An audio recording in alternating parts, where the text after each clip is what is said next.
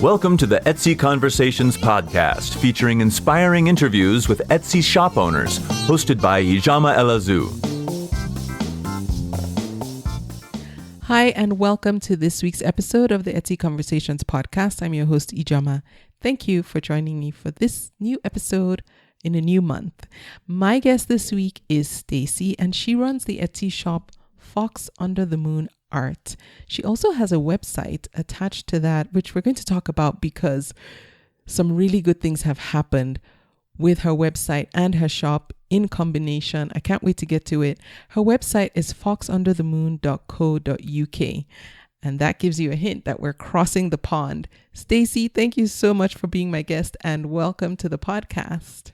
Oh, thank you so much for having me. This has been a long time coming for me, so I'm very excited to be here. Thank you. Oh, I'm so glad. And as you probably know, and people who have listened to the podcast for a while, I love having sellers based outside of the US as well, because we're just all over the world. And I think it just really helps to hear stories from every corner of where Etsy sellers are.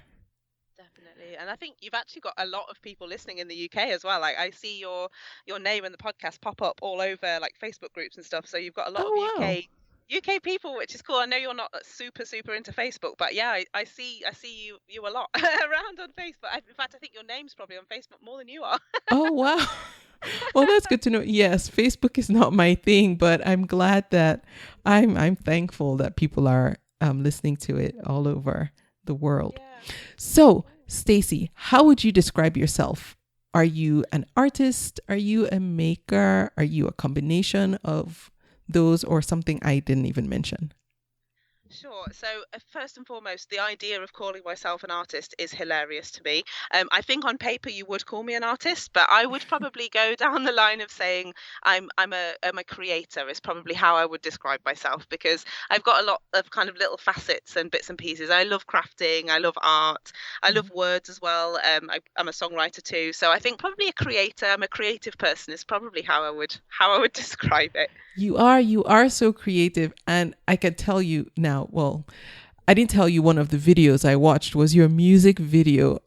Oh, no. I was like, oh my goodness, what doesn't she do? Stacey is a singer, songwriter, and her and her husband. Oh, I know I'm jumping the gun, but it's all relevant. Her and her husband have a YouTube channel, which I will definitely link to. It's the McNeills on Wheels. And we're going to talk about what the channel is all about and what she does. But before we get to that, and if you can't wait, pause this and go and check out the YouTube channel. And then, I can't remember when it was, but you'll see she has a music video on there to watch that as well. Very lovely stuff. How did you discover Etsy, and why did you want to sell on Etsy? Okay, so do you know, I actually can't remember exactly how I discovered Etsy. I know I hear a lot of people say that on your podcast. All I know is that I've been on Etsy since about 2013, so quite a few years. I'm a prolific crafter, and I absolutely love the marketing side of business, and I've always wanted to be like an entrepreneur and work for myself. I've never been successful at it until recently, and so I remember sort of finding Etsy when I'm a qualified primary school teacher by profession. And I remember finding or hearing of Etsy somehow, probably through a Facebook crafting group, I imagine, because I've always had some sort of scheme on the go, whether it be like making, I've dabbled in like jewelry, bits and pieces of arts and crafts. I've made belly dance costumes and decorated shoes. I've literally tried it all. And so my Etsy shop has been, it's probably had about 10 different names, to be honest, over the last like nearly 10 years. And I think, I've always really loved, I've really been creative. I just gravitate towards making and doing and using my hands and that kind of stuff. And like I say, I really love the marketing side of stuff as well, which I know is kind of more unusual. So I've always thought I'd love to have a handmade business of some sort. And so, I guess Etsy really over the years, I've dipped in and out of it, never really done anything massive with it, but it's always kind of been there in the background as something that kind of I know is a nice fit for me. So yeah, I guess that's how I kind of came across it really. Great. Well, so you've gone through selling different things on Etsy. Yeah. Right now, what do you make and sell on Etsy? So my Etsy shop at the moment, and also my own kind of e-commerce website, is all about selling my artwork, prints of my artwork. So I sell art prints, greeting cards, gifts, stationery, calendars, that kind of thing, and actually t-shirts more recently, all based around my own artwork, which is sort of themed around kind of positive mental health, self-love, encouragement, all of that kind of thing. So I mean, it really was a bit accidental how it all started, but that's what I'm selling now. So it's my artwork, themed around these two little characters of a fox and a moon, hence the name of the shop. Yeah, so it's all stuff associated with that really, but mainly kind of paper goods. Yeah, replicates of artwork and stuff.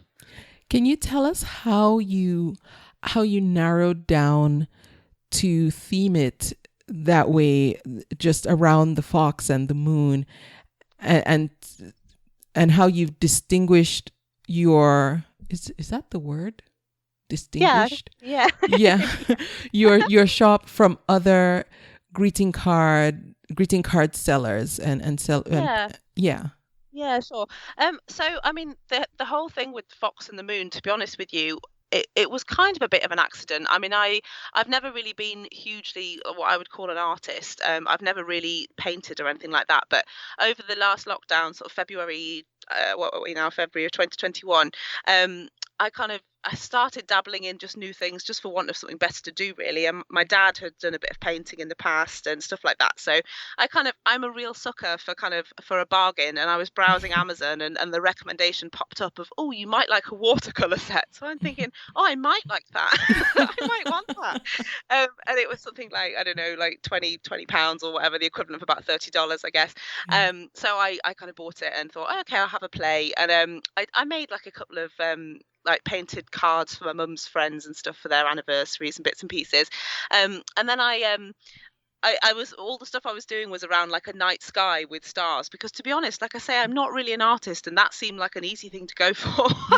Like, who can't paint the sky, right? And then as that kind of evolved, I was like, okay, well, I love the moon. I've always been a moon person. So yeah, I put a moon in there. And then I don't know why, to be honest, I really can't tell you why I chose a fox. Only that, I mean, I've always loved foxes. I guess they're kind of one of my favorite animals. And I'd made this little picture which has now become my logo. That was the first painting I ever really did, of this big moon and a fox looking up at it with footsteps and stuff. And I guess it's funny because I would never think to share my artwork on Facebook or whatever, which is what I did eventually, because like I say, I didn't really feel I was an artist. I was just kind of dabbling. And I think that's where my kind of niche kind of happened itself, because a friend of mine at the time was going through a bit of a tough time at work and kind of struggling a bit and feeling a bit lost, I guess, really. And we actually write songs together. He's my songwriting partner. And I was kind of just dabbling around with sort of thinking of songs, and this idea of feeling lost and finding yourself and all of that kind of thing came together. And I thought, well, you know what, I'm just going to pop this. I love quotes. I've got like hundreds and hundreds of images saved from Pinterest of inspirational quotes and all of that stuff. So I thought, you know what, I'm going to make a little sentencey thing up, a little dialogue between these two little characters, put it on, and sort of about, you know, finding yourself and stuff, and stuck it on Facebook. And I'm not expecting anything, and sort of in a few hours I'd had so many people say, oh, that, you know, that's so lovely and that really resonates with me and all of that kind of stuff. So I think that's kind of how it started, in that I kind of realized that actually for me to feel comfortable sharing my artwork, there had to be some words attached, because I'm kind of a wordy person more than an arty person. And people seem to resonate with it. And then around the same kind of time, my mum had introduced me to another artist. You've probably heard of him, a UK artist called Charlie Maxey. And I don't know if you know, lots of people in the UK for sure will know who I'm talking about. And he actually does the same kind of thing. It's a similar kind of feel to like the Winnie the Pooh, where it's kind of nice whimsical artwork, but kind of with like simple but really impactful messages and stuff behind it. So I guess that kind of started to influence, and I was sort of thinking, hang on a minute, this is actually a thing, like people who are sharing artwork along with kind of quotes and encouraging words and stuff. And yeah, it just went from there really. And I think I realized there wasn't really, quite often when you buy greetings cards in the UK anyway, I don't know what it's like over there for you, but they're very generic and very they say the same thing. And sometimes what you want to say to someone, especially if it's somebody going through a difficult time or, with loss or anything really like that, or even just, trouble at work or home or whatever, you don't often think about sending a card just to care for somebody. And I think that's where I kind of thought, actually, there might be a little gap in the market here for me to come in and, I don't know, and just sort of enable people to say through my artwork and my words what is a difficult conversation starter otherwise, that whole idea of like, okay, you're having a really tough time, you're struggling at the moment, everything's going to be okay. That was kind of I've just talked for a really long time. No, I love it, because that's exactly what I wanted to hear. And I think that's what people wanted to know as well, because when you think about selling on Etsy, let me just start from the broad picture. Selling on Etsy, there are thousands of sellers there, and then greeting cards, and that's another competitive niche. But then also people might think, well, I can just go to a store and buy a card. Why would I buy it off of Etsy? Yeah. But the way your cards came about, which, I love, like, I love when I hear that you just posted something and other people saw the value in it, other people saw the beauty in it, and that's when the light bulb started to go off for you. I never set out thinking I'm going to make greetings cards. I literally was like, I'm faffing around on a Saturday afternoon at my mum's house, because my husband and I at the time were staying at my mum's house for a few weeks, and I was like, I've got nothing better to do. And it literally was only because people kept saying, oh, that'd make a lovely greetings card, I'd love to send that to my friend, have you got a print, have you got this? And I'm thinking, well, no, but I could. Hang on a minute, give me 10 minutes. Yeah. How did you figure out how to turn your artwork into printed cards? To be honest, I think that's where I'm quite fortunate, because I've got a reasonable background in kind of marketing, and I've got a little bit of a design background, not by qualification, just by practice. I love graphic design and stuff, and I've dabbled in a bit of logo design and website design, just again, learning by doing. I'm not in any way qualified, and that kind of stuff. And I think I'm fortunate to have a bit of an eye for kind of what works and that kind of stuff. And so I had an idea of at least how to assemble it to look how I wanted it to look, with the text and the words and all the rest of it. And then, to be honest, it was just a lot of good old research into kind of, and a bit of trial and error as well. I mean, I was very keen from the very start, when I sort of thought, okay, I'm going to do this, even if it was only at the time going to be like a handful of things that I would give to friends and family. I really wanted it to be a quality thing. I didn't want to just go for like cheap, mass produced, because again, you can go into like the superstores and stuff over here and buy a reasonable card for kind of like, I don't know, like £2 or £3, so $4 or $5 maybe.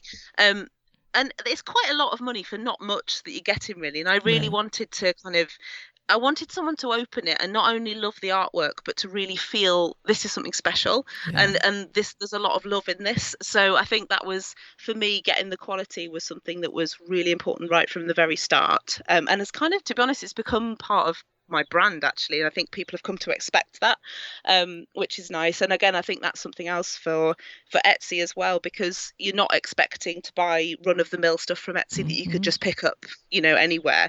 And I think that's, for me, that was part of the experience, and the fact that I wanted people to be able to trust that if they did buy from me, yes, it was going to be, because the whole point of what I do is personal, but I wanted it to also feel like not only are they buying a card, but that's almost the gift. The card is kind of the gift as well, so just a lot of research. And I mean, I've had a couple of experiences that I wouldn't want to repeat with print companies, and I've done such a fast learning curve in terms of like, I mean, all of these things are called like JPEGs and PNGs and PDFs, and I'm thinking, well, that just sounds like the alphabet in the wrong order to me.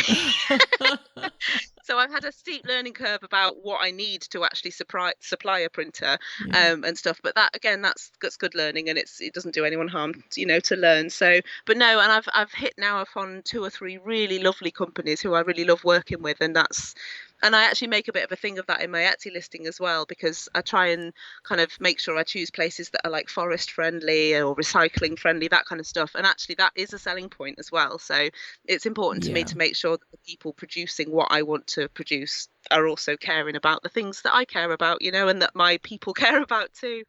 And I know one of the things you said is, as far as the thought and planning and all what goes into your brand, you're not a fan of print on demand, or perhaps I should say print on demand as most people understand it. Yeah, yeah, and it's funny actually because I know I'd said that to you before, and and it's probably a little bit egotistical and ignorant of me to say I'm not a fan of it because I've never actually tried it, if I'm totally honest with you. But I mean, it's probably coming from a place of fear in me because I feel like I've worked really hard in the short space of time I've been doing this to build kind of a bit of a reputation and, like I say, a brand around quality and that. And I would be really reticent to hand that over to another company, regardless of who they were, and me not be able to see the finished product before I send it out. And I mean that's one aspect. I mean, the other thing for me on print on demand, I mean, my entire branding is very much based around me as a personal brand and me as a person, and that personal connection that I've got with my followers, particularly on my Facebook page, is that is the whole crux of my business, is why it's been successful. And I think obviously again with print on demand, I wouldn't be able to put in the little handwritten notes, or if it's a return customer, sort of, say that kind of, it's lovely to hear from you again, kind of a thing. But again, do you know what? I mean, I can, trust me, I mean, I spent 3 hours this morning from 7 a.m. Packing my own calendars because I had a super rush on them. I've literally just listed calendars 2 days ago in my shop and they all sold out, which is amazing. And so I was literally thinking to myself, print on demand right now would be genius. But like I say, I think that there's a balance to be had, and I think for some people that is absolutely the way to go. And I'm not saying I would never look at it either, because if I continue to grow, well, there's only so many calendars one girl can pack, Right, exactly. So right now you have all your equipment in-house. You're doing everything in-house.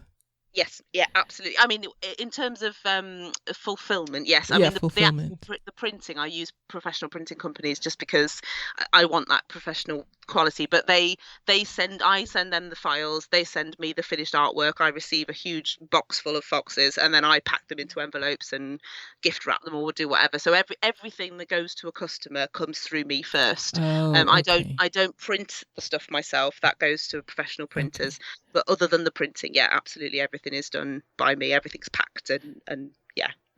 How do you know what volume to order so that you don't have lingering inventory that's not moving? I think I'm still learning, if I'm honest, on that one. I mean, I think because I guess my business came about in a different way to a lot of people's, because I had, albeit really rather accidentally, built quite a good following before I had anything to sell. I built the social media brand almost, and the sort of like the love and the eagerness for my artwork was there before I had anything to sell. And so when I first launched my greetings cards, I think I ordered 75 like sets. I did them in sets of 4 or 8 or whatever, and that they sold. I mean, it was really funny because they actually sold out before I'd finished even folding them, because they come not folded from the printers. And I was sat at my mum and dad's house, and I am a really awful person for being impulsive, and I can't wait. I have no patience, and so I knew that people really wanted to see them. I wanted the people that I was talking to be able to see them, so I was like, oh, I'm just going to post them on Etsy. And I was like, right, I said to my mum, I was like, 3, 2, 1, I'm going to open the shop. And I was in that amazing unicorn position where I was just hearing those ka-chings come through. But because there were people that already knew about my work, obviously that wasn't organic search sales, obviously. So I was in a position where I was still putting sets of 4 cards together with envelopes, and I knew that I'd sold out already, which was amazing, but also a huge learning curve, because then I had lots of people being like, oh, well, you've said your shop's open 3 hours ago and now there's nothing in it. Oh, wow. So, it was super cool, don't get me wrong, but it was also like that I made myself look a bit silly, to be honest. And the thing is, it was nice because I'm very personable on my page, and I'm very kind of I'm very human. I think that's another kind of selling point for me, I guess, in a way, because I kind of went on, I was like, guys, I've made a boob of this, I'm sorry, I'm really haven't worked this out, kind of thing. And obviously thanked everybody and all the rest of it. But I think since then I've had a reasonable idea, and of course, like, I know we'll get on to like my kind of living situation, but I can't carry a lot of stock because I live in a really Yes. small space, and so I'm really fortunate that my mum and dad are happy to kind of store some stuff for me. But I mean, they live about 20 minutes away from where I am at the minute, so it's not awful to go and get stuff and that. But I mean, you get a feel for it, to be honest with you, and because when I'm kind of designing something new, I'll tend to post about it. Like the calendar's a good example. So as I was designing it, I would kind of screenshot a couple of the pages and be like, "Oh, look, this is coming soon on my Facebook page. This is," and sort of saying, I really think you guys are going to love this, and then obviously I get an idea then if 2 people comment or if 100 people comment. Yeah. Obviously, I know everyone that comments isn't going to be a buyer, but I get an idea of roughly how many, Demand, and then right. yeah, so I think it's definitely a learning curve for me, and I think with stuff, I mean, I'm doing a book at the minute as well, and I'm going to do and some gift boxes and stuff ready for Christmas. So I'm actually going to accept pre-orders on those to give me again a bit of a head start, really, because obviously with ordering everything myself and doing it in house, I've also got to fund that up front, so I've got to pay for however many calendars, books, notebooks, whatever to be made, Yeah. and then hope they're going to sell. So it's in my interest really to try and get ahead of what that's going to look like. Oh, okay, so two things come to mind. Mm. I just had a conversation with someone else, Vanessa from Nessie Craft, who's, by the time this episode goes live, her episode would have aired the week before yours. And she talked about using Kickstarter. Oh, okay, cool. Yeah, to front load, or I don't know if front load is the word, but to fund basically Yeah. the project she was working on. So that way, not only do you spend less out of your own pocket, but you also get a good gauge on, demand and all whatnot. But I know that it's not that simple, but it's something. I think it's interesting, and actually in that kind of sense, that is almost what I'm going to do to fund the book that I'm doing. I'm self-publishing it, because I'm going to use my existing audience and say, look, there's going to be limited copies, buy one in advance, and that will in a sense fund it. And I think the only thing I will say with that kind of model with anything is, I think unless you've got a following or you're going to be able to drum up support, it's almost it's kind of like one of those where if it's like doing a fundraising page on Just Giving or something like that.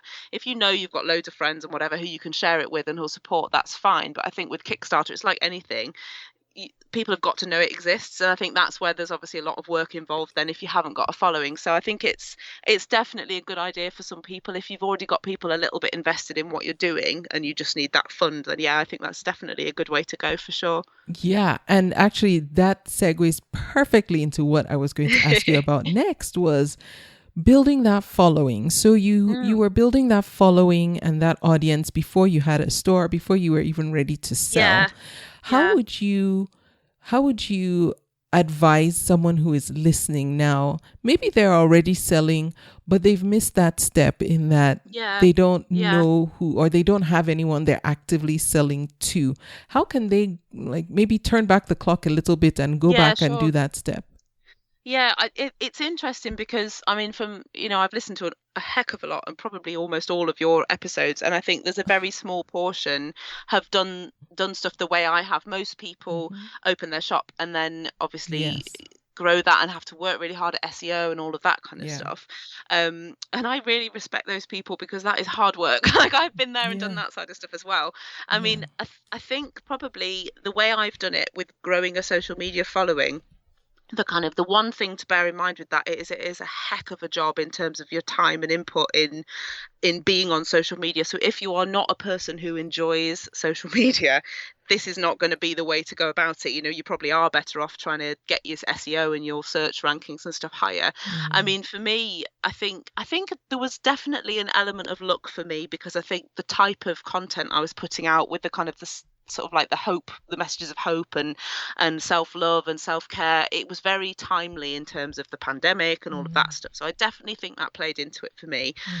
But to be honest with you, I mean, I'm not saying everyone would have the sort of, I'm just going to say overnight success. It wasn't, but you know what I mean? That kind of kind of gathering momentum very quickly. I'm not saying that is possible or would happen for anyone, because there's definitely an element for me of that was luck and just being in the right place at the right time. But I think probably the important thing for me with building any social media following, whatever you're doing, is making sure that you are at the center of that. And because at the end of the day, I know it's cliched, but people buy from people, and it's kind of, I think a lot of people with businesses, especially craft stuff, and small businesses particularly, make the mistake of being very brand focused in terms of trying to look very professional and very polished and having a logo and a business name and all of this stuff. And I've been there and done that.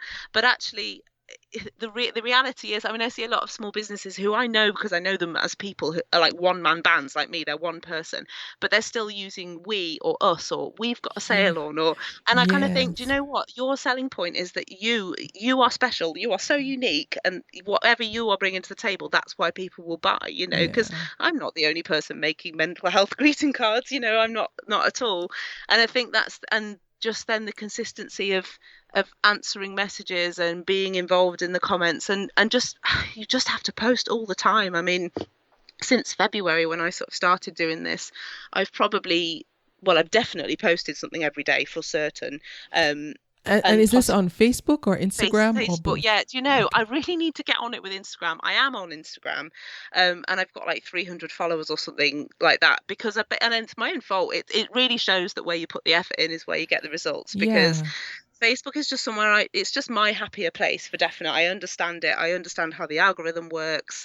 I enjoy using it. Over 5,000 followers there. I've actually nearly 7,000 now. Oh, they're going up. There you go. Yeah, I know. That was maybe 3 weeks ago that I said 5,000 to you. So I'm gaining between 20 and 50 a day, which is, it doesn't sound much, but it does add up. No, it's a lot. But it begs the question, if that's where your people are and that's where they're coming, why bother with Instagram? Well, and you see, this is where the sort of, the angel and the devil sit on my shoulders and sort of say, well, you should be everywhere. And I probably should be on TikTok, although to be quite honest with you, I mean, I think I'm just too old. And I'm saying this in my mid-30s, so I'm sorry to anyone who's on TikTok and is older, because you're probably acing it. But for me...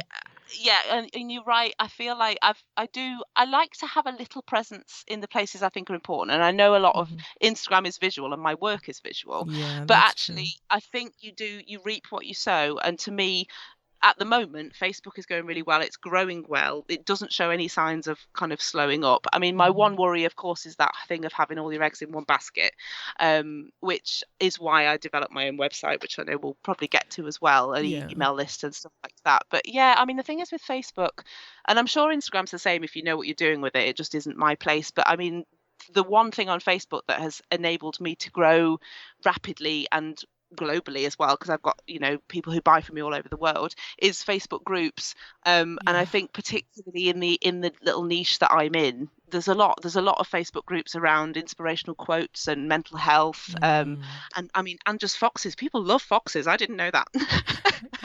That's a thing. I did not know that either. There's whole Facebook groups with like hundreds of thousands of people in just dedicated to cute pictures of foxes. So like they're my people, And actually it's so funny, because I would say that maybe more than half of the people I sell to probably aren't that bothered about the messaging and the mental health aspect of it. They just like foxes. Wow. Which is like, okay, fine. I'm happy with that. Yeah. So yeah, but I definitely think with social media, any social media is probably the same. You definitely have to put in the time and the effort. And I think if it's not enjoyable, I don't think that's going to be, because the thing is, you also have to be really authentic with it. And again, I mean, I'm someone who wears my heart on my sleeve in life generally. And I don't overshare online in terms of my personal stuff, but I'll give a little bit when I'm having a day where I'm thinking, I don't feel on top of the world today. I feel a bit kind of stressed or whatever. I will say that. And I just think, especially in the sphere that I'm in, people really like that, and they love to know that they're buying from a human person who's messed up their postage or hasn't managed to get the orders out on time or whatever. And I think people are so much more sympathetic to you if something goes a bit wrong, if they know you're a human, and you're not trying to hide behind the we and the us and the our fancy business. Yes. Right. It's so true, and I do agree with you. And yes, there was a time when I was running my Etsy shop where I used to use that terminology. And even on the website, I would say we and us and, our. Yeah. And I mean, even without anyone saying it, I just felt like, who am I fooling? Yeah. Everybody Yeah. knows it's just me. I mean, I don't know if people knew it was just me, but probably did, and they probably completely bought it, and that's the thing. And I think and there's nothing wrong with it. I'm not criticizing that. I mean, I've been there and done it myself with past stuff, but I think today and like now, especially more than ever, people just want you to be authentic and honest. And I think people respect you more if they know that sometimes you struggle and you're not perfect. Yes. Because let's face it, everyone can relate to that, Yes. So, yeah. I think you do get a better type of connection and a better response. Yeah. And I know I felt that before, which, and I don't know if I've said this yet on the podcast, and I'll just say this. I started doing this in 2012, and every single week I have released an episode, except for towards the end of 2019, when I lost 2 family members back to back. And I tried to stick with my schedule because I thought, you've never missed a week.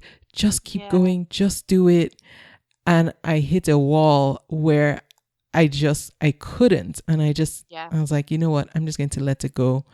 If I don't record again, that's that. And I tend to record episodes out into the future. So I just let all the episodes air weekly as they would. And when the last one in the can aired, I didn't record anymore. I didn't do anything. So there were some weeks, there was a block of time, I think it was about maybe a month or 2. I don't remember how long it was, where I did not release a new episode. And I just thought, you know what, let's just call it the end. Then people started messaging me and asking, where are you? Are you okay? Not even where are you, but it was more so that, are you okay? And is everything What's okay? going on with you? And I feel like that's because I'm a person. And people can relate to people like that. If Walmart stops selling something, I'm not going to really care. Sure. I'll go and look in Target. Yeah, definitely. If Walmart doesn't show up with something, but if another human being doesn't show up the way I'm used to them showing up, I care. Sure. And Definitely. so, yes. So I think that's one of the advantages we have as sellers on Etsy is that can be part of our distinguishing feature is your humanity and your personality and just you being you. I do think, and congratulations, by the way, because 10 years of the podcast, that is, I mean, I don't know if you realize, like, I know it's crazy, but I don't know if you actually realize like how much of an impact you have on people as well. And that you personally, I mean, because you are such an inspiration for people who are doing this. I mean, you have been, when you get to the question about what tools have you used, you are going to be like number one on that, just so you know. No, but just it's worth saying that. And I think it fits so nicely with what we're saying, because it is, people do care. I mean, you're quite literally in people's ears, and that's a real connection, that kind of like audio connection, and it's true. And I think actually for Etsy particularly, I think this is where it ties back quite nicely with the social media side, and another benefit to that is because actually, although Etsy is a very personal platform, it is still kind of difficult to make that very personal connection on Etsy, because you've got like the messaging, the convos and stuff, but again, people don't necessarily, if they find you through the search or whatever and they like your products, they know you for your products, not necessarily for you. And I think that's where, if you can also direct people to a social media page or a group or something where they can actually interact with you, they are 100% going to come back to you and your Etsy shop, rather than look for the same t-shirt or mug or whatever that they could find, something else. That's because, let's face it, I don't think there's such a thing as a unique product. I think there's variations on the same thing, and I think what makes it unique is the person who's sat behind the screen. If I'm totally honest, I do think that's what it is, so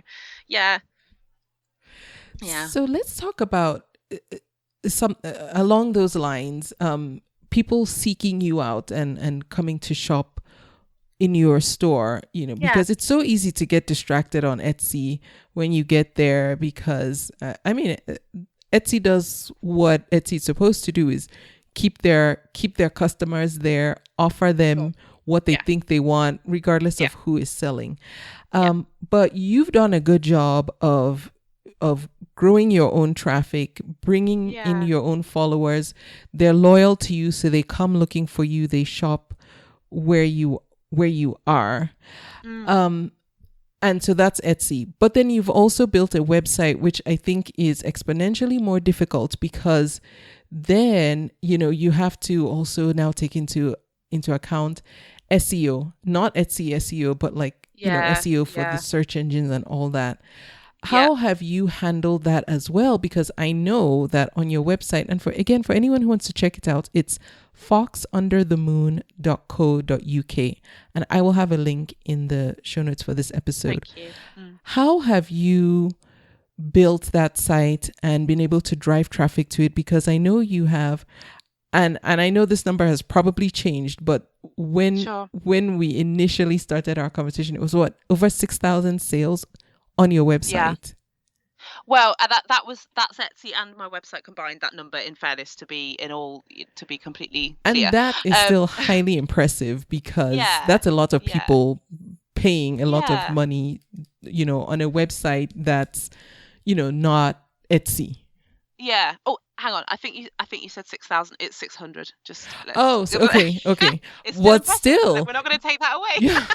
But I don't want to. I'm predicting the future, Stacey. Yeah. Oh no. Well, do you know what? This time next year, who knows?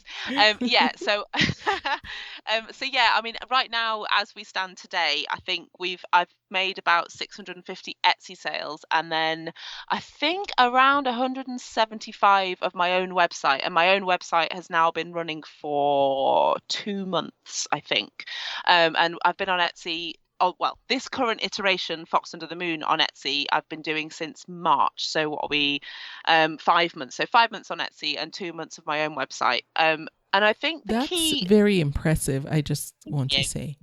Yeah, and I think it is because of that whole thing with me having that social media audience. In fairness, just to kind of give people a bit of an example or a bit of an idea, kind of put it into perspective. I think last time I checked, and actually it's funny because since I've focused on my own website, obviously my Etsy sales have obviously gone down, because I'm directing I'm directing to my website. Yeah, of course.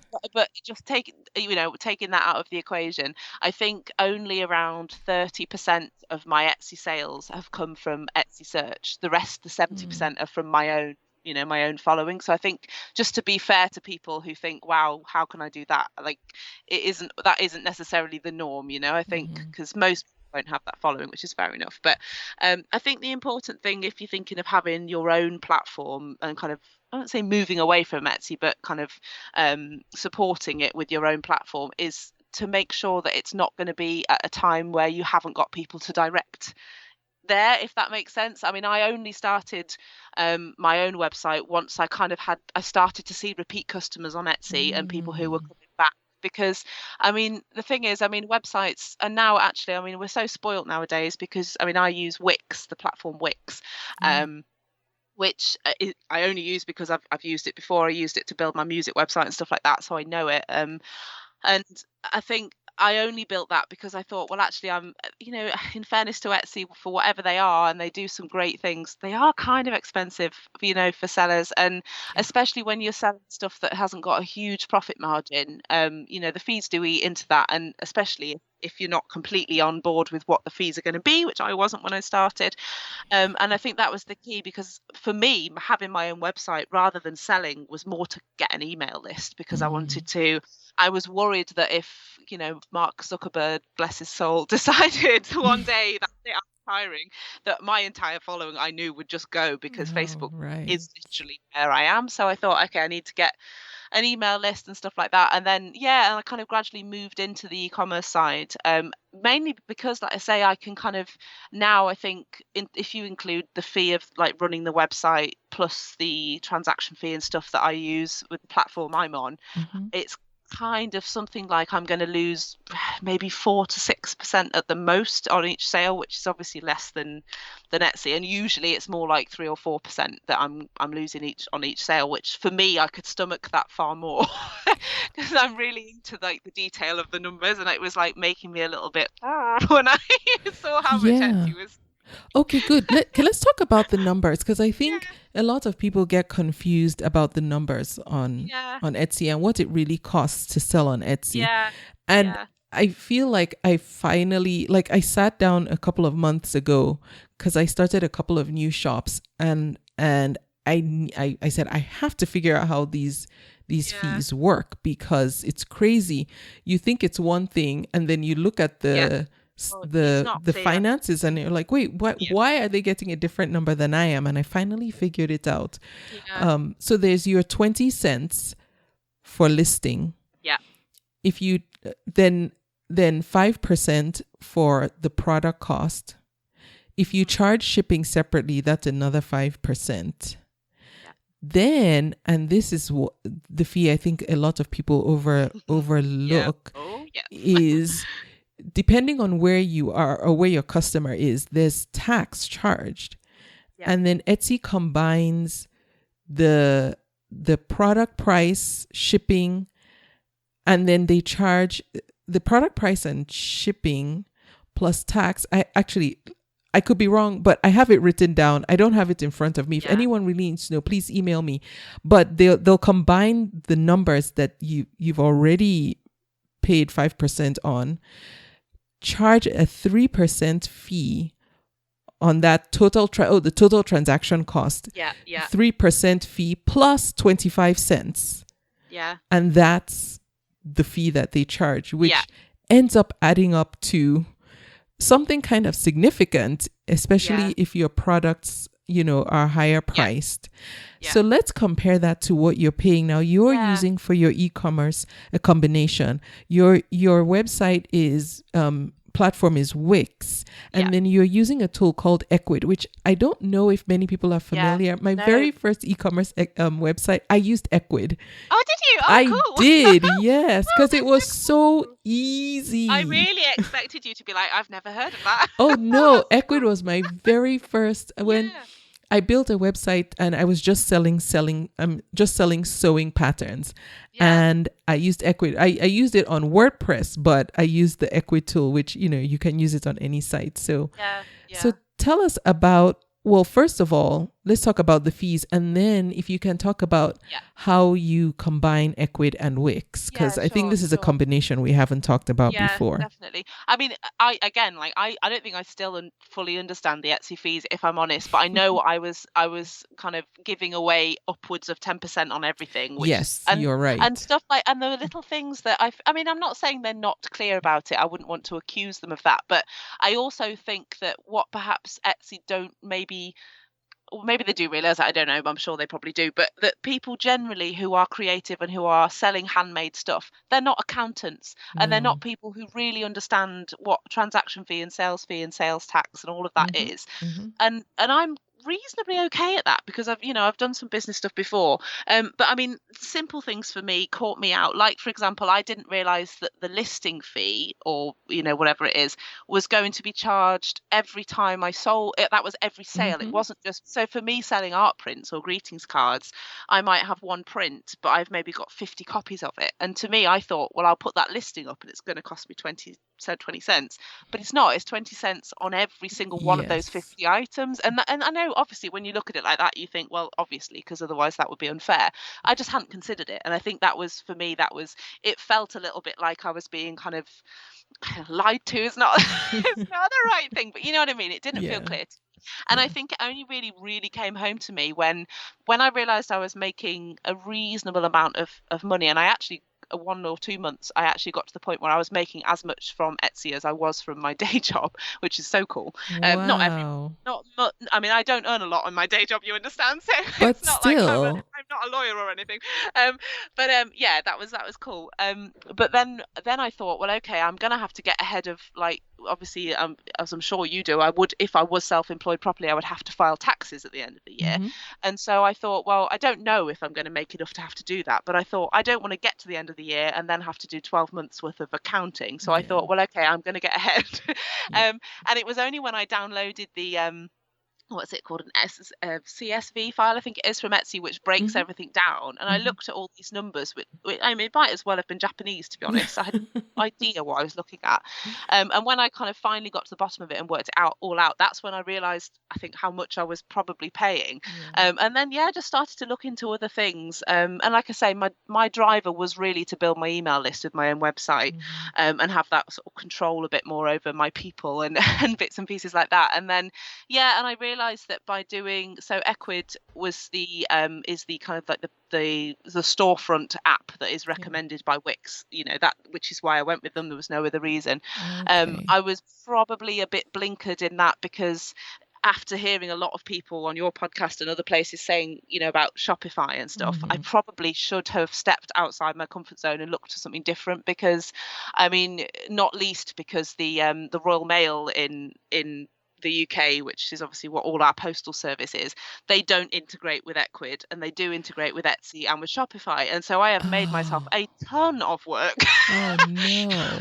Exactly, because every single address label I have to copy and paste, like the name and the postcode, and if it's international I have to copy and paste every line of the address.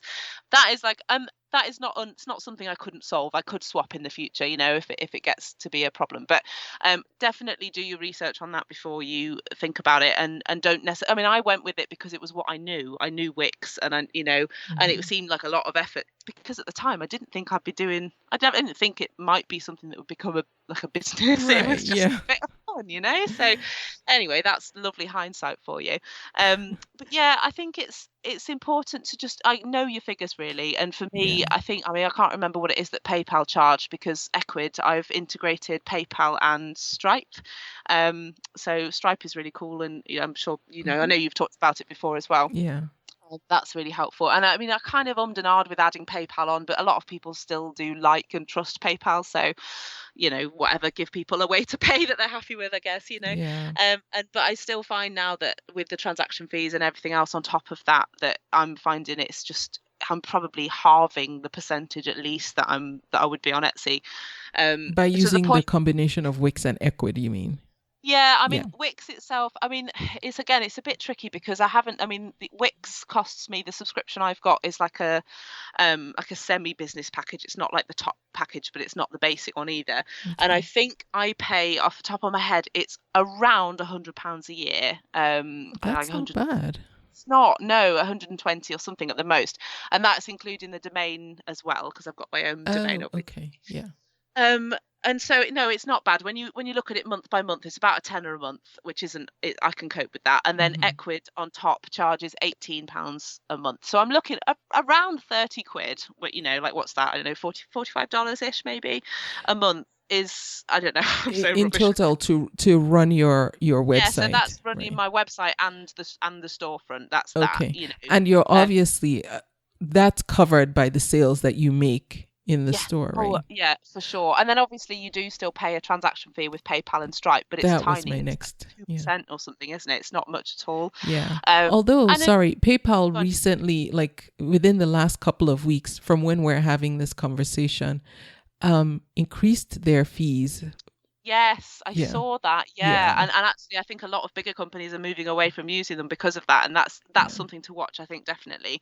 But to be honest, I mean, even if I had to not do PayPal, I mean, Stripe covers everything really anyway. So, but I mean, again, I'm so not an expert on the numbers, and I've only really been doing my own website for a couple of months, so the figures will tell over time. But this sounds like a really hippy dippy thing to say, but it feels better for me on my own website in terms of the money that's coming in. I feel like I've got more control and more understanding, at least, even if it isn't saving me a huge amount. I feel and over time, because obviously the website fee is obviously ongoing and stuff like that, but I just feel like over time, the more money I make, that with Etsy it's proportional because it's percentage, whereas it's a fixed fee with my website and Equid and Wix combined. So that's going to be £30 a month, whether I'm making £100 a month or £100,000 a month. Exactly. Yes. Whereas with Etsy, it's a percentage of, so and obviously transaction fees a little bit different. So Yeah. that's kind of my reasoning for it, really. And I'm still feeling my way, to be honest with you. But I mean, it's super easy to use, as you said. Wix and Ecwid together is a great combination, really. Yeah. But then I've not tried other things. I know Squarespace is possibly where I should have gone. It sounds like that's like a really easy and whatever, and that integrates, I think, with Shopify. Am I right in saying that, or maybe So not? Squarespace has their own e-commerce Oh, of course. solution as well, Yeah. and you can integrate Stripe into it. And Okay. I think I use Stripe too for my own e-com stuff, and Stripe is great. Yeah. It's just so easy. It's so easy, yes. Yeah. And the money is in your bank, Yeah. it's all good, and their fees Yeah. are upfront and easy to Yeah. calculate. Yeah. There's nothing hidden, No. with And Stripe. from an accounting point of view, which again, I'm not an accountant, but Stripe deposits your funds, if I'm assuming you can change it, but literally transaction by transaction. So if you're Yeah. someone who's really tracking at that macro level in terms of your accounts, then it will tell you. Whereas PayPal, you have to physically go in and withdraw the funds. Yes. And I also find with PayPal, when I kind of download the file that gives me the details, it doesn't tell me what the fees are, but I have to go looking for it. Whereas, and that Yes. takes longer. Whereas with Stripe, it's like, here's what you paid, here's the fee, here's what the customer Yes. paid. Yeah. Stick this in your spreadsheet and be happy. Yes. Yeah. I feel Yeah. like PayPal and Etsy are kind of old school in their thinking when it comes to, just how they display the fees that are charged. And Yeah. I don't think it's anything, negative Sinister. per se No, or no. insidious per se. But I think back then, in the days when they were starting, it wasn't, Yeah. people didn't care so much about the numbers, or Yeah, people didn't sure. know that Yeah. they needed to care about the numbers. Well, So they didn't and there put wasn't much really any effort. competition for them, so they Right, didn't really exactly, have to exactly. think about it. So yeah. So yeah, there wasn't Um, much effort into transparency of these Yeah, are your completely. fees, whereas the Yeah. newer breed of companies like Stripe are so clear Yeah. about that. yeah. There's no question. Yeah. Yeah, I'd never thought about that actually, but you're right. I think that it's almost a generational thing of like think that's like so. the older generation of technology in a way, I guess. So digital technology. Yeah. Yeah. Hmm. Okay. So what was I going to say? Oh, I had another question about that, but if it comes back to me, it will. Yeah, sure. So again, sure. to check out Stacey's website, again, that is foxunderthemoon.co.uk. Now, Stacey, you have a book coming up. Yes, Let's I talk do. about your book. How are you publishing it? What's the book about, and why? Sure. So actually, great timing, because I just received the actual printed samples today, which is really exciting. And Yay. it's been like a lifelong dream of mine to write. I always thought I'd write a children's book, and essentially I have, in that it's a picture book largely because it's artwork. So it has come about simply because people are asking for it, and I think that has literally, I'm a bit of a pinball machine in terms of which direction I go with my business, because I've got quite a good size following, and they're very vocal, and they all feel that they're my friend, and in a way they are, because I talk to a lot of these people on a daily basis, through Facebook and stuff, and people just ask for it. When's the book coming out? Where most people are sort of, where can I buy the book? And I'm thinking, hang on, what book? Well, what have I missed? And it's just purely because people have asked for it. And I was thinking, okay, it feels like a big deal to make a book, but then I'm thinking it's not much different to making, it's just really a series of art prints all together. So yeah, I mean, what I've done is, so it's a paperback book. So picture book format, obviously it's got text in as well. Very, very similar kind of idea to my artwork, in that it's these sort of painted images of the fox and the moon in various situations, and then they're overlaid with quotes. And I say quotes, it's all dialogue. So everything I do is conversation between the two characters, the fox and moon. Usually the fox is asking the big kind of worldly questions, why don't I like myself? Why aren't I happy? That kind of thing. What shall I do when you're not there? That kind of thing, kind of tackling these big old questions with a kind of very simple approach. And then the moon is sort of not giving answers, but giving wisdom, I guess, is what you would call it. And so it's not a storybook. It hasn't got a narrative. It's a collection of, I guess, most of the pieces, about 45 pieces of individual artwork in there. Some of them are across double pages and some are separate. And I guess they could all be independent. I mean, the book loosely goes through the seasons from winter spring, summer, autumn, and then back to winter again, just in the visionary artwork. That's kind of how it goes. And yeah, it just covers these topics, the big things about relationships and self-love, self-care, and emotional well-being, depression, anxiety, all of that in these very, very, I mean, when you think of it, I guess it's covering some of the biggest questions and biggest feelings in the tiniest way, if that makes sense. But I think that makes it really universally kind of relatable. So people have just asked for it, which has been nice. So I'm completely self-publishing it, which is an experience. But actually, it's funny because a lot of the other sort of, originally this whole thing started because I wanted to write a poetry book. I'm a songwriter, as you said, and I love words. But there are so many poetry books out there, and it's so hard to write a poetry book and stand out, that actually when I came upon this idea of having the artwork with it, all of a sudden it just took on a whole different life, and it was genuinely something that was a very different niche. So it's nice, but I mean a lot of people go down the whole kind of like Amazon publishing route because it's quite simple to do, and Kindle Direct, I think they call it. And I mean, I've not tried it, so I can't knock it, but it's the same thing as my fear with print on demand, is that, well, I've got no control over what it looks like, or all of that kind of stuff. I want to be able to I want to poke the book first and know that it feels how I want it to feel when someone and again, it plays that whole that personal thing, because anyone who gets the book, I mean, for a start off, if they want me to sign it, I can, but they know I've touched it. I've physically held this book in my hand before. They're not just ordering from a big company, which I think is nice. So and also, I mean, I don't have a publisher, obviously. I'm not fortunate enough to have been picked up by a publisher, so it's necessity as well. And I'm kind of like, well, I want to write a book, I can write a book, so I'm going to write it. I'm not going to wait around for someone else to spot me and think, oh yeah, we'll publish her. So I'm like, I'll do it myself, Yeah. So so as a self-publisher, what publishing house did you use, or are you using? So I am using the publishing house of Stacey McNeill. No, are you doing it all in-house? Yeah, unbelievably all myself. Literally no one else has had any tiny part of this. So I have designed and written the book entirely on Canva, which I know you're familiar with. So I mean, again, the fact that I'm a little bit graphic designy helps me, because I can do the layout stuff. What I did, so one of my Etsy shop shout outs, if I'll put it in early before you even ask go ahead, is to a guy who has published he publishes comic books and stuff like that.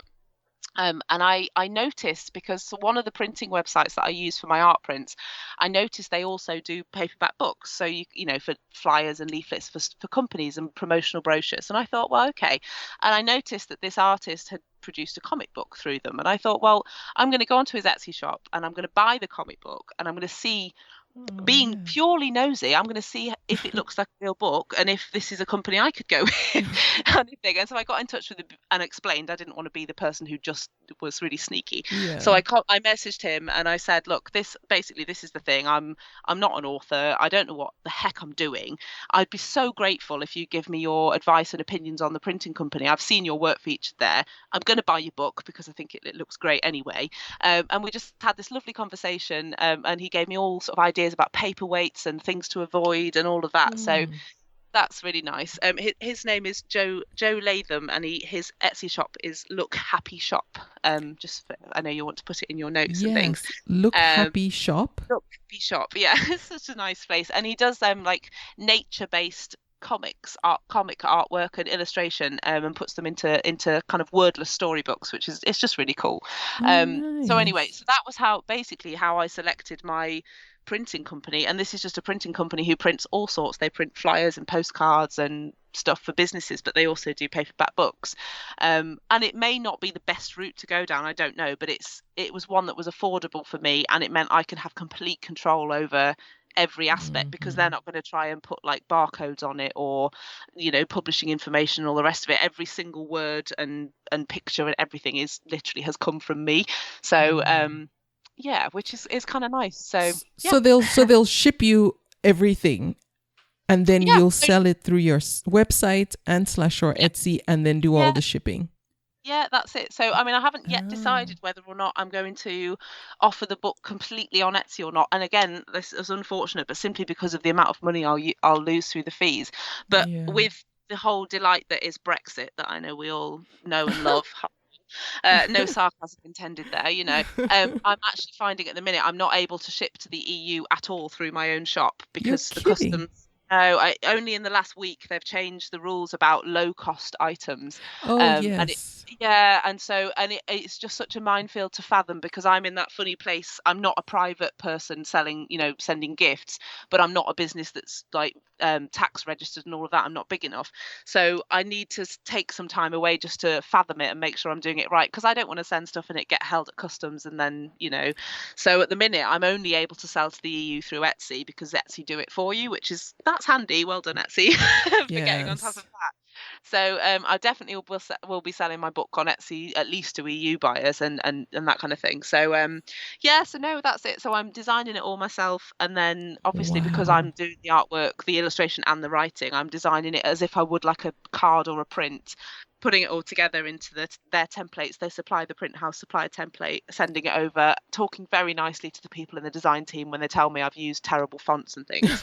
Uh, I'm pleading with them and telling them how I don't know what I'm doing. And do you know what? It's amazing actually how helpful people are, even big companies, Yeah, and so I started off, I ordered just 6 books with them just because I wanted to check that when they came, they were the quality I wanted and also that I hadn't made a big boob, which I have, by the way. Like the samples are definitely, there's a lot of boobs in there. Not actual boobs, obviously, goodness me. Right, Mistakes. right. No boobs involved. Yeah, so but that's been a great thing as well to not have ordered 1,000 straight away because that would have been terrible. Yeah. But that is then my plan. Then I'll order a whole pallet load and hope that my poor dad will build some shelves in their loft, I guess, to store. To store Because all your yeah, books. because I'm hoping next year I can get into schools and stuff, and that I really hope with my teaching background that's like a little avenue I want to pursue. And I'm thinking, well, I might as well have big stock behind me, and obviously it's cheaper to print more at the say, if I print 5 versus printing 5,000, it's a huge difference in cost. So And there's and getting that balance. you'll be able to keep ordering in batches as you need, or are you Yeah. limited to a certain number? No, I mean the print company I'm using, and actually a lot of print companies, they have a minimum order usually of 5 books in fairness, but obviously you're paying kind of £15 a book if that's the case, which isn't obviously going to be Mm-hmm. economical. And then yeah, you can really order any number you want. I mean, I don't know yet how that will work for me because I don't know how quickly they'll sell. I would imagine when I put the pre-order out, I will sell a couple of hundred within a couple of weeks just because I think that I know my audience. I think that will happen. Yeah. But after that, I'm not sure. And obviously, I don't want to end up, nice as mum and dad are for storing stuff for me. I don't want to end up with a surplus of stock that never gets used. But Yeah. equally, I mean, the thing is, the print time is only about 8 days, so I can definitely get reorders of stuff. So it's not Yeah. really a huge problem. Okay. And if I go into schools and they want, say, 300 books, obviously I can do a special order for them anyway. So that's not a huge. That's like, I hope that happens. So It's not definite. when you're talking to the schools, when you go in to talk with them, are you only talking directly about them buying your books, or are you combining it with some type of educational program where the book is like an adjunct to Yeah, that? so I mean, obviously, I've not started that yet, but I mean, the actual launch day of the book, when it's available to buy properly, is going to be the 3rd of September this year, which Okay. obviously is the start of the school year. And my intention is to create some lesson plans and a kind of like a scheme of work, I guess, around in the UK we call it PSHE, which is personal social health education. I'm obviously sure you have something similar there. Mhm. And that's kind of my thinking, is that I'll develop something for kind of primary aged pupils, so from sort of 4 up to 11, that teachers can deliver themselves. And then okay, because again, I don't want to set myself up for loads of traveling around the country either, because that's going to be hard. Mhm. So I might do some sort of virtual visits, but I'd like to be able to offer like school assemblies, and then to be honest with you, my whole intention of going into schools isn't really to sell the book. That will be a happy bonus. I want to go in, and I think there's a huge need anyway for talking about mental health, Yeah. and getting that out there, and just expressing that, talking about feelings and getting that to be normal. And I don't think it's done enough generally, let alone in schools. And I think especially after the last couple of years, there's going to be a gap for that. And it would be nice to be in a position to be able to be a part of that being the case. And I think that I would like to use the book, is because I was saying before, obviously, with it being non-human characters, it's very accessible for adults. I mean, the book's not aimed at children, it's aimed at everybody, but I think for all ages, those big topics can be addressed kind of quite easily because it's not human. So that's my intention. I hope that I can kind of go in and do some visits, but more so I want to develop a scheme of work that teachers can use themselves, because poor teachers, as I know, are so rushed off their feet, and so unfortunately stuff like mental health and self-care just goes by the wayside because they're too busy trying to teach numeracy and literacy. So that, as an ex-teacher, that is something that I'm really passionate about, is kind of trying to help teachers to teach those things that are really important, but in a way that doesn't mean they get totally stressed in doing it. No, makes perfect sense. And are you also marketing to your email list? Kind of. I mean, I've kind of had a bit of a half-baked approach to my email list. I mean, I've set one up, that's a milestone. That's good. Yeah. And I've got about 600 people on it, so it's good. Oh, that's great. Yeah, it's not bad. And so all I'm doing, so I've got like an automatic one set up that as soon as someone subscribes, they get an email straight back that sort of says, "Thanks for following. Here's a little coupon code for my shop," kind of thing. Is it a whole series or just one? No, it's just one at the minute, and that's something I want to have, like a welcome journey set up, but I haven't had the time. I mean, the thing is, I'm busy now with my business, but I'm also really busy in the day job. Summer is so busy for me, so that's definitely something to address in the autumn. And then what I'm also trying to do around the 1st, 2nd, or 3rd ish of each month. So this will be month number 3, July. I've just sent it. I'm trying to send an email with an offer or a new product or something, because my idea of the email list specifically was to set up my pre-ordering for the book, because the book is going to be like the thing. It's going to be my big offer. And so, I mean, like, so the first month, I think I offered like an art print or something. They could get a discount off a set of art prints I'd done. And then the second month I had T-shirts. And then this month gone, I've just said, right, you've got like an early bird discount for the calendar. And so I'm just kind of encouraging people to, and it's nice actually, because people actually reply to the emails sometimes, and we have a little conversation, which I didn't expect, because obviously they must know it's an automated thing. I don't know. That's my intention with it. And then I've only sent one email a month at the moment, and it's me frantically somewhere at the beginning of the month thinking, oh, I haven't done that, and then me creating it and sending it. So that is something for the future for me to work on, having an automated journey. But I literally wanted to rush it through so I could get my book pre-orders in, really, which will be like the beginning of next month. So I having an automated journey has been on my to-do list for I don't know 6 years now. There's just so much else to do, isn't there? I mean, I'm really hoping that next year, I mean, because we're fortunate because our outgoings are really, really low, and so it may be that if I can work really hard over the winter on my business, that actually means I don't have to work, at least not full time, next year, and I can actually put far more time into this, which would be really cool and very unexpected. So that's the kind of thing that once I get to the heady heights of having actual days where I work on my business, that is like near the top of the list, along with another 10 things. and just to be more specific, what Stacey is talking about is leaving her regular full-time job to focus on this 100%, which will be fabulous. Hopefully if we can make it work, there's a lot of things got to fall into place, but that would be cool. And I don't think it's unachievable for sure. I mean, logistically it might be difficult for next year, but definitely it's going to be, I'm going to be going part-time next year, if not fully into the business. So that would be really nice. Thank you. It's so cool. It's a dream come true. It's perfect. What system are you using for your email? So Wix has its own built-in platform called Ascend. Yeah, it's called Ascend Marketing. It's called, and I mean, to be honest, I can't tell you whether I think it's good or bad because I've not done enough with it, if I'm honest.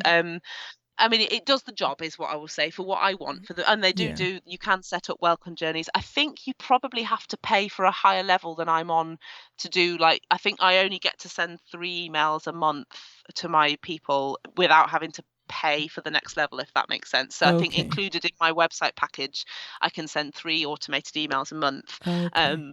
But to be honest, I probably wouldn't send any more than that because I don't want to be spammy. I was to be just about honest. to say the way some of us go, the rate some of us Yeah. go, 3 is even plenty. It's like, whoa, that's a Exactly. lot. Yeah. And it's a fine balance, isn't it? Because at the minute, I feel like, I email people once a month, and I often have people saying, well, I haven't received many emails. And I'm thinking, well, come on, I'd be complaining about that.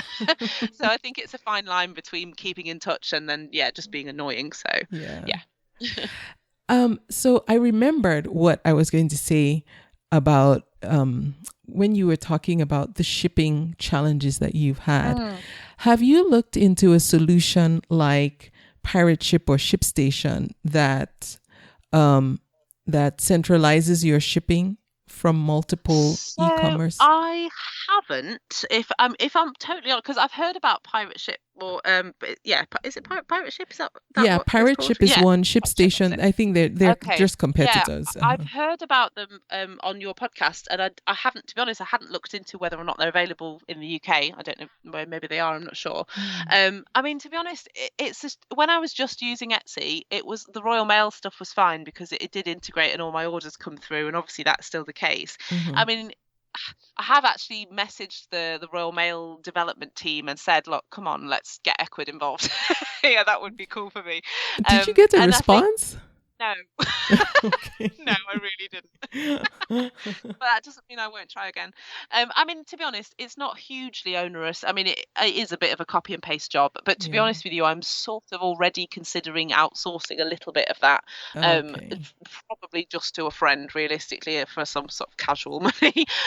Because there's just so many things I want to get to do that I'm not doing because I'm doing the admin, which I know is like every small business owner's thing. But yeah, I mean, to be honest, if no is the honest answer, I haven't really looked into it, and it is something I'd like to do. I mean, one thing that is an option for me, Royal Mail offers something called Drop and Go, which is basically where you don't do any of the addressing. You just print out like a summary sheet of all your orders, the weights and your name and the address and that kind of thing, and then they work it all out for you, and it's like a prepaid account. So but I think you have to be sending at least 20 items a week, which most weeks I'm probably almost there.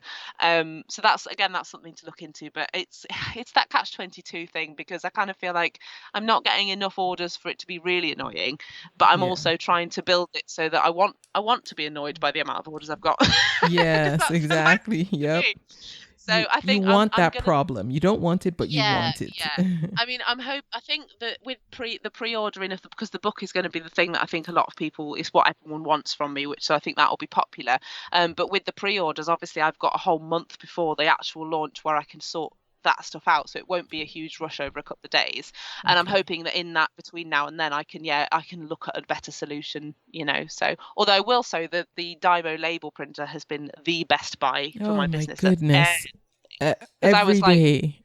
Yeah, and I was like ferreting around before with a normal inkjet printer, and because I know we've not spoken about it particularly, but I live in 180 square feet. That is the size of my living space, so like the size of the average person's large bathroom. And I was like ferreting around under a seat all the time trying to put new paper in, and oh my goodness, the Dymo has changed my life. Yes. Oh, I love if my Dymo dies, I don't know what I will do. No, it just works. It's brilliant. It just absolutely works. And you know what? And I actually that at a point when my business wasn't particularly big at all, and it's like it's reasonably expensive in terms of outlay for a very small business, but I tell you what, that is something that I would say it's worth investing in, because the time it will save you is just, even if obviously not if you're only going to print one order a week, that's different, but if you are looking to make it into a reasonably kind of consistent business, then absolutely spend the money, because it's worth it. And I feel bad now. I mean, I don't feel bad recommending it. I will recommend it every single day, and there are others like it. Dymo is just the brand that I happened to buy, and stuff as well, aren't there? So yes. But what makes me feel bad is that at the time when I first discovered it and first started talking about it, it was about $79 That's Oh yeah, that's what I paid. yeah. And now Wow. it's more than doubled in price, Yeah. which Oh yeah, for sure. I think I paid oh, £240. ouch. That included like a big bundle of labels and stuff Yeah, as mine well. too came with That is like labels, but that is a big. I mean, that was like more than my initial investment into my business. So that was like when I ouch. bought that, I put away. But I know I didn't buy it right at the beginning, obviously, but I Uh, haven't regretted it, if I'm honest with you. And my sales have paid yeah. for it, which is cool. But yeah, no, not regret, no Yes, regret. yeah. I mean, I don't regret it. And, for anyone who's listening and you're on the fence, I'm so sorry that it costs so much right now. But when you're ready, like Yeah. when you've pulled that last hair out of your head and you can't take it anymore with your jet printer, your inkjet printer, or even if you have a laser printer, the Dymo, and it's a Oh, thermal printer, you never have to worry about yeah. ink ever. Easy. But big tip here. Don't go to the post office and leave the parcels on your dashboard of your car because it's thermal. If it's sunny, the whole label goes black. So Oh, yeah, there's a good yes, tip for that's you. true. And I didn't Oh, even think about that. And my husband was like, well, obviously. yeah, I was I like, didn't think okay, about it. need It to does think make about that. sense. Yeah, no, it's super cool technology though. Yeah. Yeah, yeah, I love it. And oh, I have to say this. Every time you say, or every time I hear or we talk about Royal Mail, it just sounds so regal to me. Like I picture the Queen handing you your mail, Yeah, it's you know, exactly how it is. handing Exactly like everybody that. their. I mean, of course, I know the Queen We doesn't, go to the but post office and curtsy and hand it over, yes, yes, Yeah. that's what I imagine goes on at the Royal Mail post office. Like No, it's the no, Royal Mail. it's not really as prestigious as it sounds, unfortunately. It's pretty good when it works, but yeah, no, I don't think the Queen has a huge amount in it apart from having her face on stamps. I think that's about her part really. Someone did once say to me, it was really just a really silly, funny, and very British thing that like I wonder if the Queen ever has to take a passport anywhere, or she can just like whip out a coin and be like, "That's me." Security. 'Cause obviously That's her face funny. is- That's so true. Does she? Well, probably not. Like, I'm does she even guessing have that a would never passport? be. Like, I she should. don't imagine she's going to be taking EasyJet anywhere, so I think it's probably okay. Oh. Oh, funny. Okay. All right, back to Etsy. How do Yeah. you balance just what you do? So let me give just a brief background and then you can go into it, because you mentioned your living space. What people don't know is that you and your husband left just what's considered normal living, in Yeah. a stationary home where you had your jobs that you went to every day. And because of some life circumstances, Yeah. you changed that, and now you live an alternate living lifestyle. Can you tell us about that and how you now have or are balancing your work and life? Yeah, sure. I'll give you the very potted version because this Okay. could be a series on its own, literally. Which it is, by the way, on YouTube yeah, at the McNeil's on Wheels. They actually have their own YouTube channel. I will link to their YouTube channel so you can watch their journey. It's the McNeil's on Wheels. Oh, and it's spelled McNeills, just in case anyone, because I know there are variations in the spellings. Yeah, thank you for that. Yeah, no, actually the channel's doing really well. We've had like more than 500,000 views in total now, which is cool. So we're not like viral, but you know what I mean. Yeah, so basically about I'm gonna say four-ish years ago now, my husband Jamie and I both primary school teachers by profession. I'd been teaching for about 5 years, and I mean I just found I was just so stressed all the time, and it was really affecting my health, my mental health. And I left teaching and worked with a non-profit for 3 years, but Jamie stayed in teaching for eight years, I think he was there. And I mean the brief story essentially is that after all that time he just had a really, really rough time at work and ended up having essentially a mental breakdown, which massively affected our relationship and our lifestyle, and just made us completely reevaluate everything that we were doing, and in that process, somewhere along the way, I typed into YouTube, as you do, how to quit the rat race, or how to leave the 9 to 5, in desperation. Because the thing is, I mean, without going on too much about it, you kind of, when you've got a mortgage and you've got a reasonably, I mean, we weren't, paid the earth as teachers, but it's a good job, it's a good salary, and obviously both of us working that, you feel really trapped in your lifestyle, and you think there's no way out, because it's very difficult when you, like I say, when you've got we had a high mortgage as well, to think, well, I'm going to have to keep working in this job I hate because I've got to pay the mortgage, you know. And so and I did this sort of Google, YouTube, or whatever search, and this couple in New Zealand popped up who had converted basically like a school bus kind of idea, something similar to that, and they were living with their 2 kids, just traveling around doing a bit of online work and stuff, and seemed to be just really stress free. and I was like, oh, that looks good. you know. And we kind of we sat on the idea for a bit and thought, yeah, one day that'd be nice to do, kind of thing. And then we had a couple of friends, not related friends, separate friends, pass away. One was in his late 50s and the other in his early 60s. And we're kind of thinking, gosh, they didn't get their retirement, you know, and very sudden. It wasn't, you know, expected for one of them especially. And it really jogged us into that kind of like, you know, we just need to do it now. We need to prioritize living and doing what we, not what we want necessarily, but at least prioritizing having a life over just having a wage packet, you know. So we very quickly after that just decided, okay, we're going to make it happen. So we put the house up for sale. Jamie resigned. I was actually made redundant anyway, which was kind of okay timing, because it meant someone else wasn't losing a job, you know, because it didn't matter to me. And so now we work seasonally now. So we live in a little touring caravan or trailer, which I say is 26 foot long and 7 foot wide. So it's not big.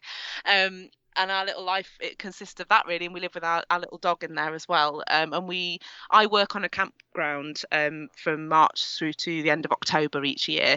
And Jamie, he was working in a bar, and he's now working for our health service with the kind of COVID administration stuff for the vaccine. Yeah. That's helpful, but just kind of temporary jobs, you know, that we sort of pick up. Yes, and then we travel in the winters. We've got motorbikes and we go abroad, and obviously in normal circumstances, not last year.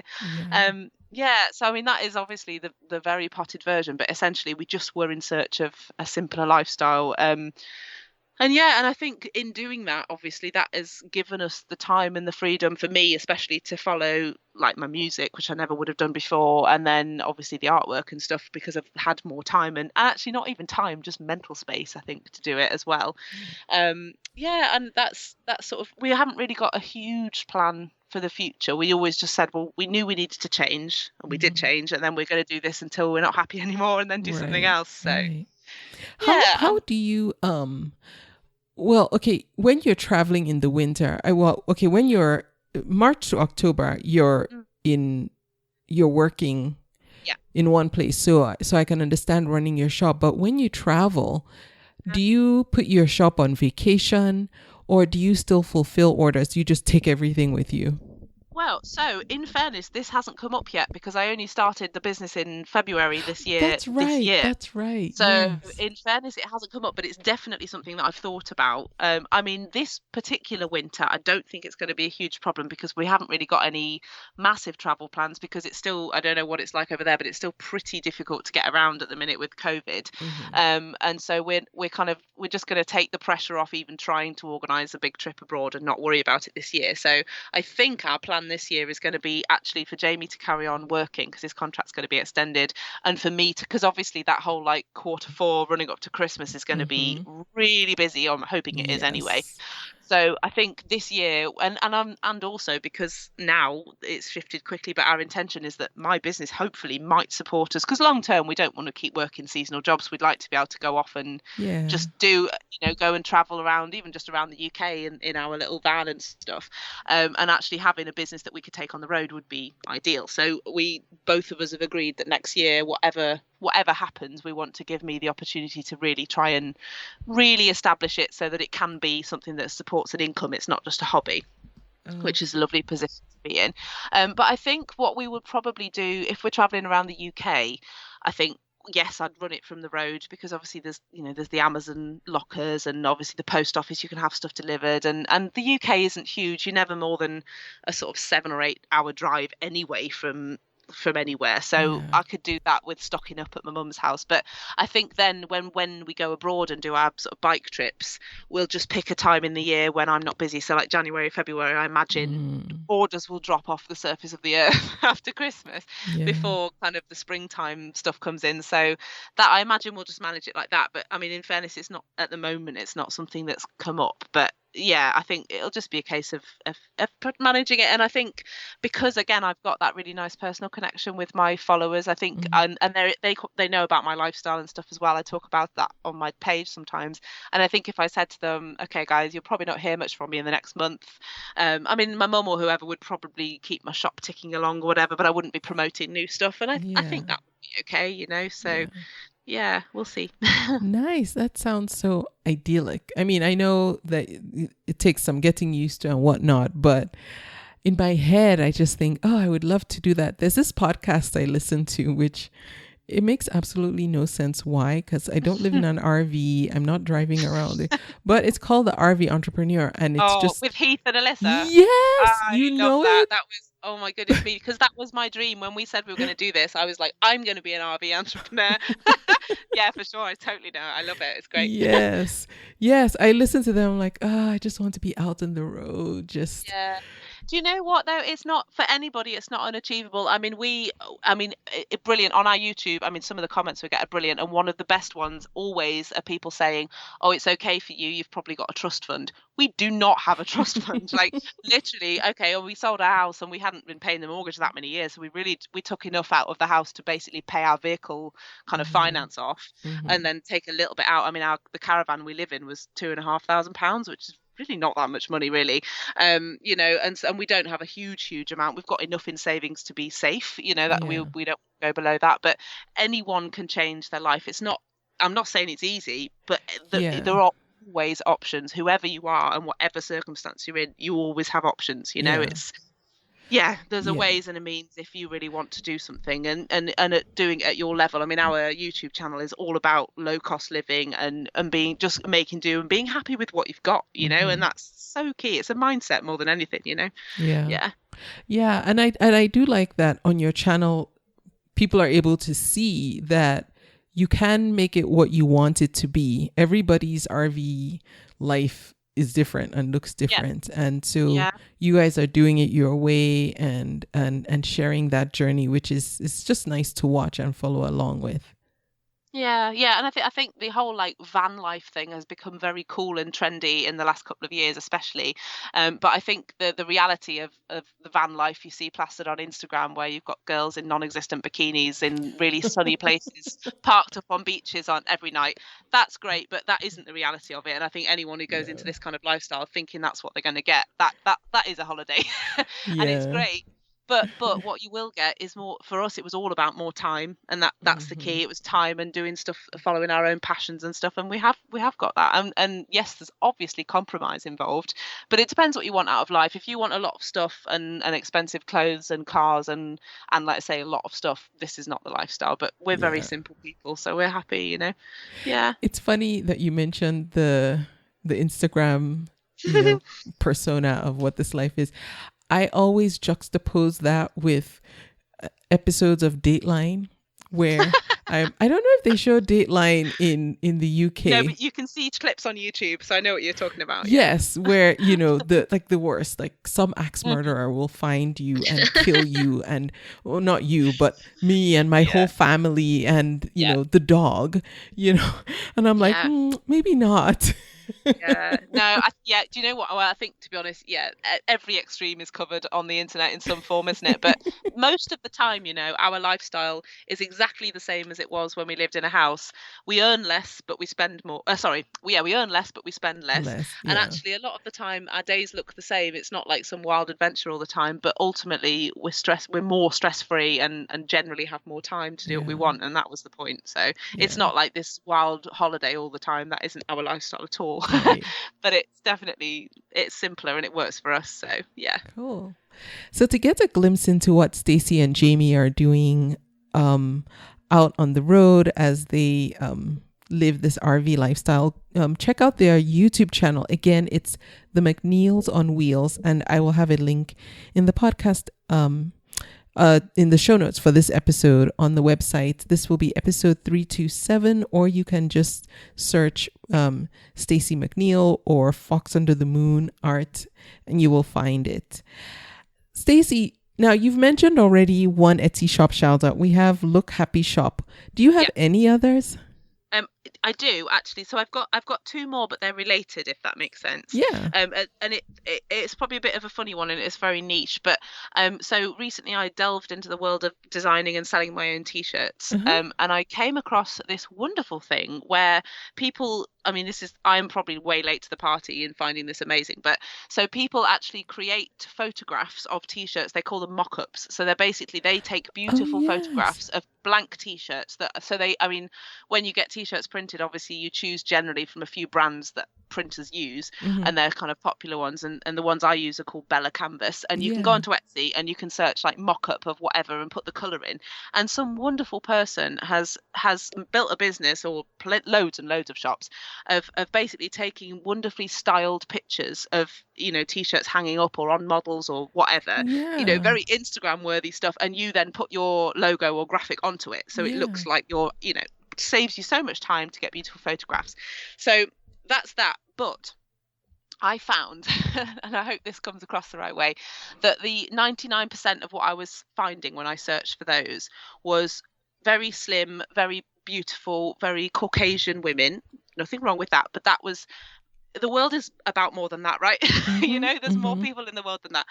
And so I found two shops, and I could only find two shops that were using plus size women with freckles, women of color, women of all shapes and sizes. And I just thought, this is what I'm about. I'm about diversity and acceptance, and everybody should relate to these things, and I just thought it was such a beautiful thing that they'd genuinely taken real women, and it really represented, if you sort of walk down the high street of any town, they were the kind of people you would see, not just these sort of beautiful, shiny, very slim, kind of model type women. And so there was two shops that I found doing that, and one was called the Mock-Up Muse. The Mock-Up Muse. Okay. Muse, yeah. And the other one, it was called Diverse Mock-Ups. Love it. And so, I mean, I know obviously this is going to be completely irrelevant unless you're selling t-shirts, but there are t-shirt sellers out there. And I just I think, especially in today's day and age, but generally, I just think we need to see more real people in advertising. And do you know what? If that filters down to a small business level, even better, because they are real people, and I think that's so important. So I just loved that when I found it, and I was like, yes, I'm all over this. Oh, I love that. See, and like you. Sorry. No, Sorry. go on. I was just going to say the other thing that was brilliant about it, because obviously I was only carrying a really small stock, and I had to say that I couldn't accept returns on t-shirts mainly because of COVID, to be honest. But what I was able to do was buy these photographs of the women, real women in like real sizes, wearing like a small right through to a double XL, and people could actually see what that looked like on a real body, and so they were able to really make a judgment of like, oh, okay, rather than me having to find people in my real life and take probably not great photographs. So I just thought this is amazing. This is great on so many levels. Yeah. Oh no, I agree. So one of my shops is a print on demand store, and there's a site where I subscribe and get mock-ups.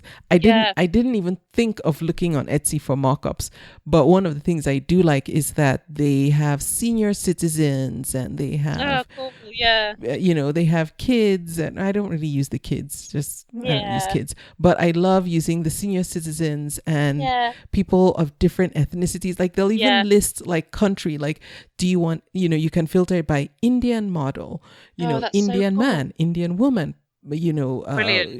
Japanese, and I'm like, this is great. Yes. Oh, that's so good. Yeah. Oh, I'm glad that is more a thing out there in the world, because obviously I've only looked on Etsy, and I found them again by accident on Etsy. But no, I'm really happy about that, because it's just that we just need to be representative of everybody, not just what we've had for the last however many years. So that's really good. I'm glad that is becoming the norm, not the exception. Yeah.